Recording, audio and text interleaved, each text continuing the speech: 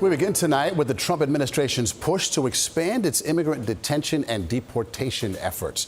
The Department of Homeland Security is hoping to use Florida's so-called Alligator Alcatraz as a model for similar facilities, with sites in Arizona, Nebraska, and Louisiana already being looked at as options.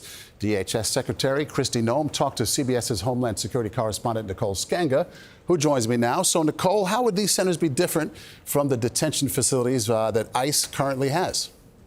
Yeah, Maurice, DHS scaling up from a capacity of 61,000 detention beds to 100,000, nearly doubling in size. And Secretary Noem told me she wants states that agree with President Trump's immigration mission to volunteer empty or underutilized grounds near airports, an Alligator Alcatraz 2.0 that expedites deportation and models itself after that 3,000-bed immigration detention center stood up in South Florida last month in just 8 days. Now, Alligator Alcatraz is also on a one-year contract, and Noem told me she wants more accountability and is no longer willing to sign bigger contracts with private prisons. Take a listen.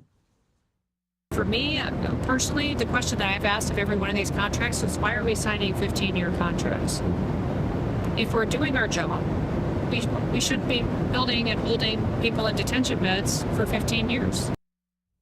And Maurice, if tents and trailers in 39 square miles of isolated swampland sounds treacherous, well, Noem says that's kind of the point. She told me that U.S. intelligence in her own conversations with Latin American leaders indicate that deterrence is an effective strategy.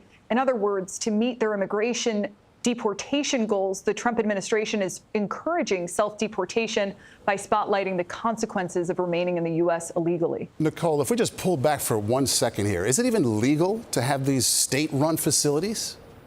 Well, lawyers from the ACLU have raised that very question. Can you have a state-run immigration detention center given the federal government's authority over immigration enforcement? If migrants are in the custody of the state, can you detain individuals without access to federal immigration courts, legal recourse?